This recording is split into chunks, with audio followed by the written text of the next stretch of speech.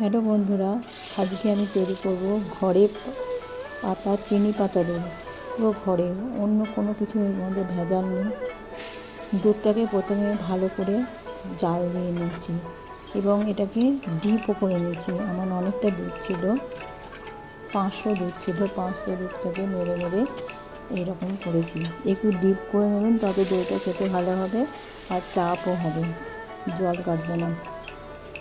দুধটা ভালো করে আগের দিন আমি জাল দিয়ে রেখে দিয়েছিলাম, আবার এখন একটু গরম করে নিচ্ছি, তবে বেশি গরম নয়, এটা হবে হালকা গরম। ভিডিওটি ভালো লাগলে লাইক শেয়ার কমেন্ট করতে ভুলবেন না। বন্ধু হয়ে আমার পাশে থাকবেন। ভালো করে দুধটাকে আমি আর একবার চারদিকটা ভালো করে পাশে ঘুরিয়ে নিলাম। এরপর আমি দিয়ে দিলাম চিনি। যেহেতু চিনি পাতা দই, সেই জন্য আমি চিনিটা দিলাম। চিনিটা দিয়ে আর একবার আমি ভালো করে নাড়িয়ে নেব, যাতে চিনিটা ভালো করে গলে যায়। দুধটা কিন্তু বারবার বলছি হালকা গরম থাকবে।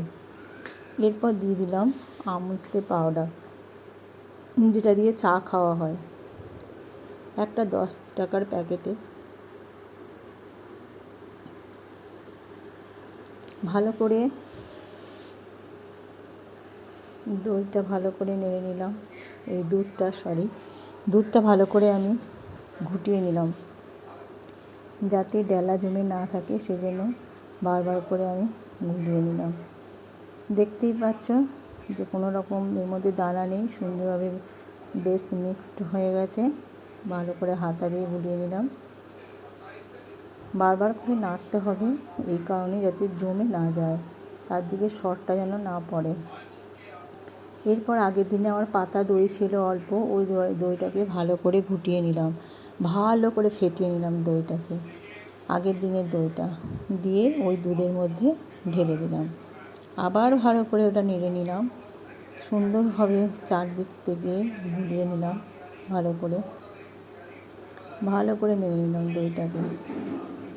দেখুন অনেকক্ষণ ধরেই আমি নাড়লাম। এরপর কী করলাম, পাশে একটা তাওয়া বসিয়ে দিয়েছিলাম, ওখানে হালকা একবারে সিমে করে নিয়ে আমি ওই দইটা যেটা পাতবো সেটা বসিয়ে দিলাম। বসিয়ে দেওয়ার পরে ব্যাস দেখুন 10 মিনিটে আমার তৈরি হয়ে গেল দই।